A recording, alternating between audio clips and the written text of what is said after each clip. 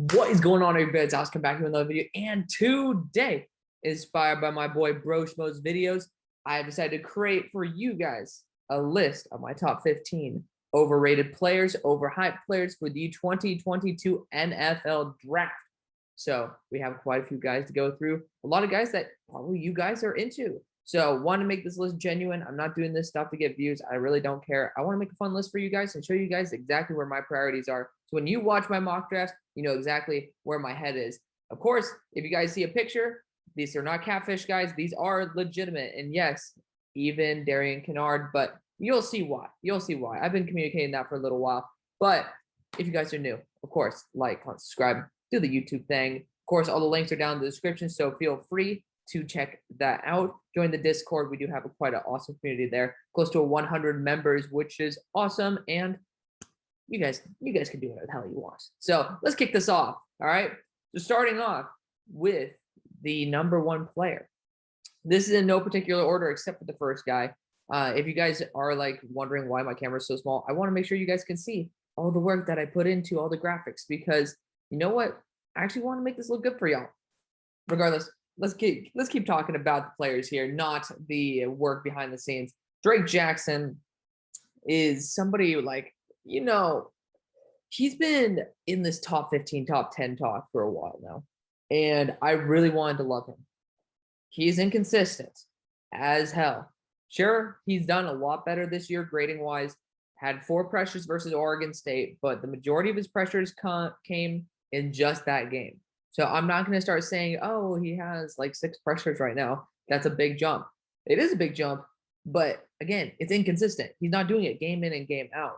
So I'm not a big fan of what Drake Jackson brings to the table, but I do see those high-end reps, guys. I do see it. I'm not going to be arrogant. He does have some excellent reps, and that's something that we have to acknowledge.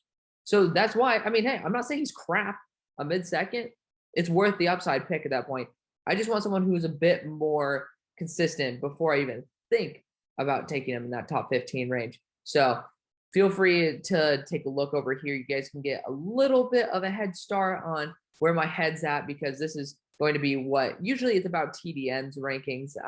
It's a little bit where I see them in mock drafts, etc. So a little bit of a hybrid of that, as well as where I would be ranking them personally. So next guy is one of my guys. I had him as my number 11 player in the class, but Andrew Booth has had a little bit of a stumble. The past couple games. And he has a lot to work with. Excellent athlete, has some big flashes of IQ progression this year. But I will say you do have to be able to put out a solid product on the field. He's been targeted and been picked on quite a bit. You can say the same thing about Derek Stingley, sure, but I think Stingley's shown a little bit more than what Booth has. Booth had to prove himself this year. Stingley, not so much. So he's been getting taken about 8th overall, right around where the Eagles are going to be picking. And so that's why I said he's projected top 10 right now. As a guy who loved him top 10, this is why you know that my opinion is legitimate. He still is an excellent player, mid to late first round at the worst.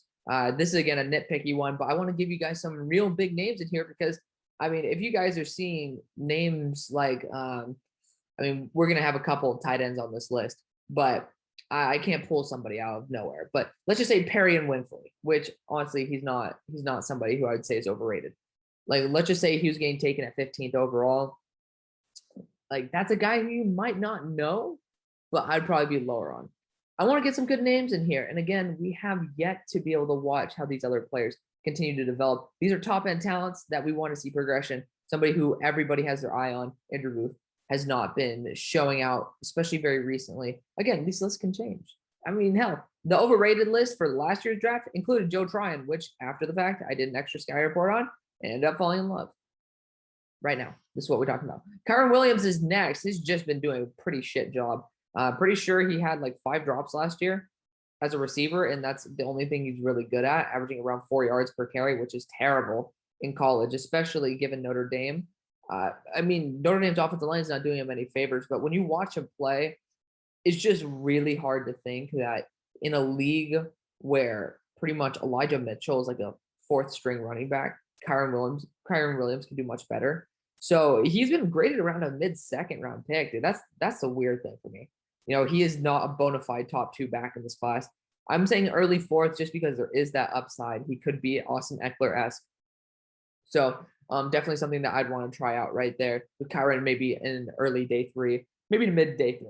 Next, we got Isaiah Spiller going running back here out of Texas A&M University. I have been against Isaiah Spiller since day 1, and he has had a terrible year compared to what people were hoping for. Probably one of the better contact balance backs in this class, but I mean, we already know next year's class after this one is going to be where you want to go get your guys like Tank Bigsby, etc. So there is a lot better talent for what Isaiah Spiller offers with other players in next year's class or in the following year's class.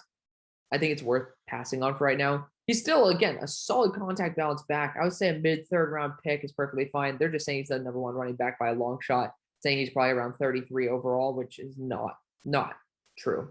Not true, not worth it. Isaiah Spiller, I might be being pretty generous by putting him in mid-third. Next, y'all already know this was coming. John Metchie the third, if I'm not mistaken, it's the third wide receiver out of Alabama.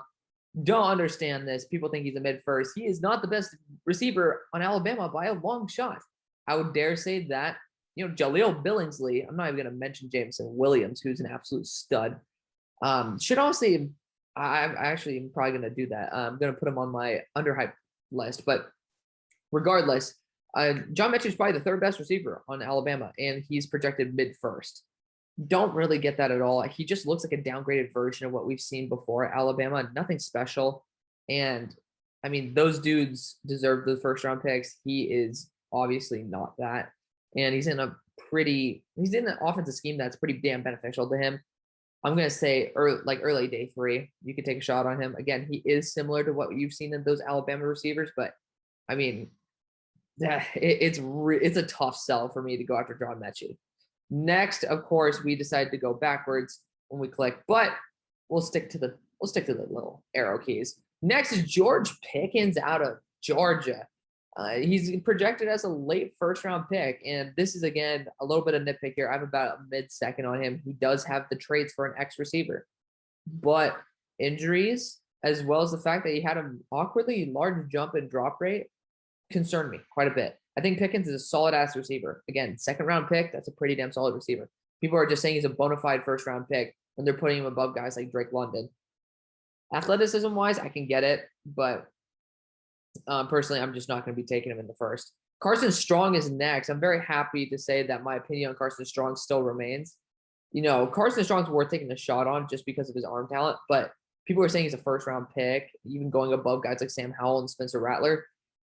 He hasn't shown any progression at all really this year, and he's even pissed off PFF, who were a big proponent of Carson Strong.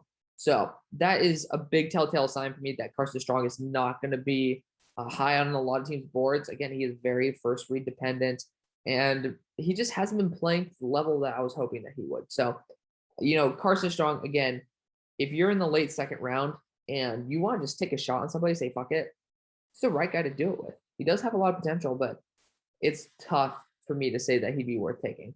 Jordan Davis is next. I heard that there was going to be some hate coming with this, but I'm pretty sure most people would agree with this. I just don't think he's worth like a top 15 pick, even top 20. If you want to take him like around 28, 30, cool. I just think he's a defensive tackle with some upside.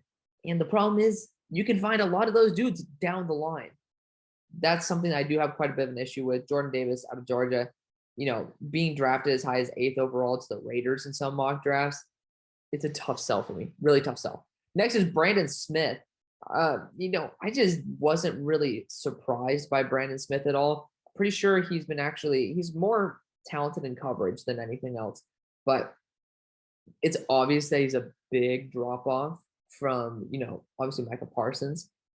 It's just, I don't think he's as talented as people think. They're saying he's arguably the best linebacker in the class, and I think that he's probably the fit. That's just a personal opinion of mine. Did not really get excited when I watched him, and that's the bottom line. Next is somebody who's a lot worse. Rasheed Walker has been in some first-round mocks, so that's why I put a mid-second on him. I know the range is huge. It's like from 3rd round up to the 1st. So I'm going in between going mid-second. I think I was being generous as hell with saying he's worth a mid-fifth. I just do not see anything talent-wise with this guy. Maybe a little bit of an anchor. Cool. He just looked like he didn't belong on the football field. And that's something that scares the shit out of me. I just did not like him at all when I watched him. Could not find much to say that. I mean, he has a little bit of a toolkit. If you're going to be starting in the NFL, you need to have a little bit more than that. If this guy is maybe a fifth-year project, like, hey, we're going to try to start him in his fifth year of his contract, sure, cool. But you're not drafting that until day 3. Not even close. But he's going to be drafted later. I mean, earlier than that. Next, you got Darion Canard. So that was the big ticket one. You guys probably saw that on the intro sheet. I'm blanking on it, the thumbnail. Yeah, I mean, he's just being taken top 10 again, like a number 5 or number 6 by the Giants. Some people think that Darion Canard's worth taking. I think that he's finally earned himself the ability to be a tackle. He's playing pretty damn well in those pass sets. We already know he's a damn good player in the run game. Granted, I don't blame a team if they take him in the top 10. I just personally have him maybe around that 20 to 30 range. That's it. That's really it. He's a really damn solid player. He's 345 pounds. Can't complain. Dude has a lot to offer to the table, but I just don't think he's of that Mekhi Becton level of talent. So I'm just going to say hold off a little bit. Jackson Kirkland is next. Yeah, I mean, this is, you guys will see this right here. This is the real big issue for me. This guy has no anchor against legit NFL power. And that's something that scared the shit out of me when I first watched him before the season started. I said that, hey, this guy's a guard. But of course, 6'7", athletic, played a year at left tackle. I was like, you know what? I'll give him a shot at tackle. Saw him against Aiden Hutchinson. I was like, oh, there you go. There you go. It reminded me of exactly the way that Liam Eichenberg looked going up against Josh Uche. It's just like you get flattened on your ass or you get blown over. It's the easiest way to just totally fuck up your quarterback. So as a blindside tackle, I cannot accept that. So I think he's a late first guard with tackle upside. And that's not something that's terrible. I'm still saying this kid has a lot of talent, extremely good athlete. And there's a lot to like about him. It's just that anchor scares me. Scared me the death out of Brady Christensen, but Brady Christensen had a lot more, many more issues than Jackson Kirkland. So, you know, Jackson has some talent there. Next, Jeremy Ruckert out of The Ohio State University. You know, people are saying he's arguably the best tight end in the class. I just don't really see that upside. You know, he's a good blocker, but I mean, I'm sure that there's guys down the line. This is actually not too shabby of a tight end class. Getting him in the mid-3rd is fair. I just don't think he's a an early second type of player. I think it's a little bit inflated just because of the fact that there's no bona fide tight end 1 in this class. Speaking of a guy who could be tight end 1, Jalen Weidemeyer, he's having a pretty terrible year. If you look at the PFF grades, he's not been doing even well in blocking. So that's something that scares me because, again, that's what he should be known for, is like a do-it-all guy. There's nothing that really pops out to me as special about Weidemeyer at this point. But, you know, he's been taken in the first round quite a bit. I didn't want to say mid-first because it's not fair. But I'm saying he's a late second. Somebody you can take a shot on the second. I'd said the Cardinals. That's a really good fit for him. It's tough. It's a tough sell for Jalen Weidemeyer. And Kenyon Green out of Texas A&M University. So this is the issue, that he got demoted from tackle after being started at tackle. That's tough. That is a really tough for me to say that this dude's worth a top 15 pick if he's a guaranteed guard. He's not going to be able to start a tackle in college, and he's not going to be able to start a tackle in the NFL. That's why I'm putting him in late first, is just because, again, if you move out to tackle and you get your ass pretty much benched into guard, that is pretty scary to me. So I'm pretty sure that that's the list, and that is. So let me know what you guys think. We got a couple guys who I honestly want to include in my underrated players, but you guys can check that out the next day. Otherwise, apart from now, I will see you guys later. Peace.